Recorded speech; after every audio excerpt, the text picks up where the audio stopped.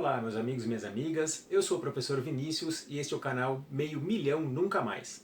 No vídeo de hoje traz o segundo episódio da primeira temporada da série Nunca Esqueceremos.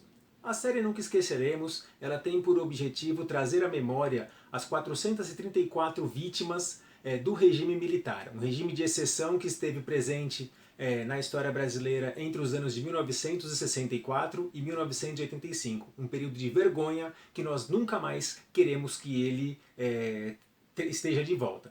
No nosso capítulo de hoje nós traremos duas personagens que elas foram vitimadas no mesmo contexto. Trata-se de Ari Oliveira Mendes da Cunha e Labib Elias Abduq. Elas foram vítimas do regime militar no primeiro dia do golpe, no dia 1º de abril de 1964. Nosso vídeo de hoje tem por objetivo trazer a reflexão: quem são essas vítimas? Essas vítimas do regime militar. Eles são filhos de quem? Eles são pais de quem? Quais eram as suas atividades? O porquê que eles foram vítimas do regime militar? Gente, esse vídeo vai trazer que pessoas comuns, sem qualquer tipo de atividade política, elas eram poderiam também ter sido vítimas do regime militar. Vamos começar falando sobre Ari de Oliveira Mendes da Cunha. O Ari, pouco se sabe sobre esta vítima. O que nós temos sobre ele? As circunstâncias de sua morte, elas aconteceram a partir de um protesto que estava acontecendo no bairro da Cinelândia, próxima ao clube militar.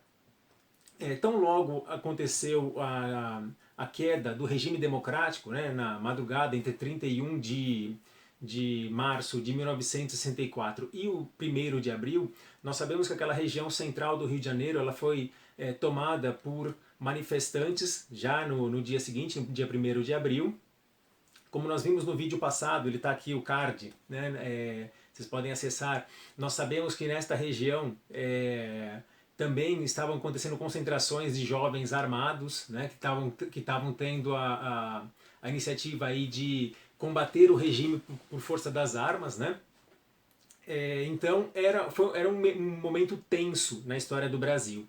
E nós sabemos que no dia 1º de abril ocorreu uma manifestação, a princípio pacífica, na região da Cinelândia, na frente do clube militar. E nesta manifestação, num dado momento, o exército tentaram repelir a manifestação por meio da violência, utilizando tiros sobre a multidão.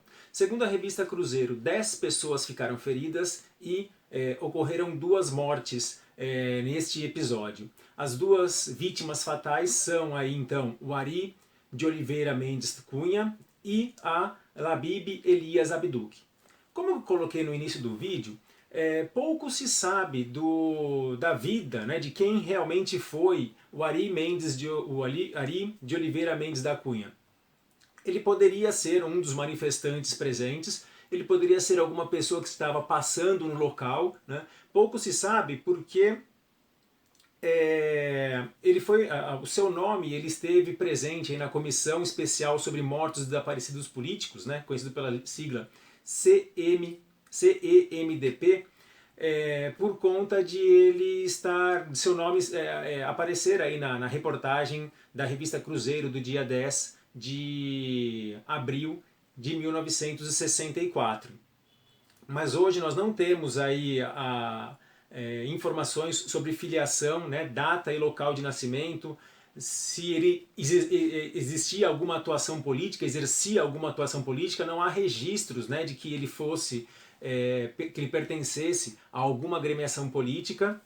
E tampouco sabe-se quando e onde ele nasceu. O que sabemos é que os 2 registros que existem aí da vida de Ari Oliveira Mendes da Cunha é que ele deu entrada no Hospital Souza Aguiar como vítima de um ferimento à bala, e também existe o registro de que ele deu entrada no IML, que ele faleceu por volta das 22 horas deste dia no Hospital Souza Aguiar, no Rio de Janeiro, e que ele deu entrada no dia seguinte no IML.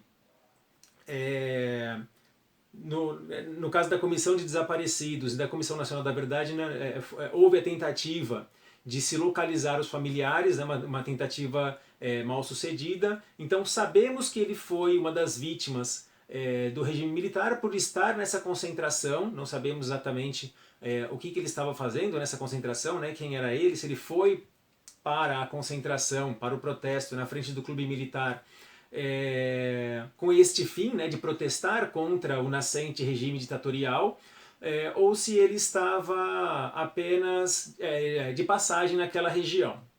A outra vítima fatal deste dia, a Labib Elias Abduk, nós temos maiores informações a respeito, né, da sua trajetória. Ela era uma dona de casa de 65 anos. E o que a dona de casa de 65 anos estava fazendo nessa manifestação? Ela soube, por meio da imprensa, das agitações políticas que estavam acontecendo no dia 1º de abril. Embora ela estivesse no Rio de Janeiro naquele momento, ela era natural de Pelotas. E ela queria informações de como estava o movimento militar no Rio Grande do Sul. Ela foi ao centro da cidade, no Rio de Janeiro, para saber maiores informações, para saber se seus filhos eles estavam em segurança. E foi neste contexto que ela foi parar na Cinelândia e ela acabou sendo atingida pelos disparos proferidos pela própria Polícia Militar e Exército Brasileiro. Ela também deu entrada no Hospital Souza Aguiar, no Rio de Janeiro, e assim como aconteceu com Ari, a Labib acabou falecendo na madrugada do dia 1º para o dia 2 de abril de 1964. Por que Labib e Ari podem ser consideradas vítimas do regime militar? A princípio, eles não tinham atividade política, né? A princípio, eles não eram pessoas que estavam promovendo alguma resistência contra o regime, seja pacífica ou seja armada. Porque hoje, essas pessoas que não tinham nenhuma conexão, a princípio, com as questões de ordem política, né, e de ordem social, elas podem ser consideradas aí vítimas do regime. Em 1º de junho de 2004 foi promulgada a Lei 10.875. A Lei 10.865 ela aumentou a extensão de responsabilidade em episódios como o de Labib e de Ari. Assim, a determinação passou a considerar o governo como responsável de quem tenha falecido em virtude de repressão policial ou, né, de repressão das Forças Armadas, como foi o caso desses dois cidadãos que tiveram suas vidas ceifadas no dia 1º de abril. Neste caso, tanto Labib como o Ari, eles podem ser considerados vítimas do regime militar, parte desses 434 cidadãos que foram mortos pelo regime militar. Labib Elias Abduk, Ari de Oliveira Mendes da Cunha, vítimas do regime militar. Nós não esqueceremos, nunca esqueceremos. Isso não pode voltar a acontecer. Hoje eu fico por aqui. Nas próximas semanas nós traremos aí outras vítimas, nós relembraremos outras vítimas para que elas nunca caiam no esquecimento. Utilizamos como fonte de informação para este vídeo o portal do Instituto Vladimir Herzog, o portal memoriasdaditadura.org.br e o dossiê da Comissão Nacional da Verdade de 2014. Se gostou desse vídeo, dê o like. Se não gostou, dê o dislike. Não se esqueçam de se inscrever no nosso canal. E semana que vem tem mais. Tchau!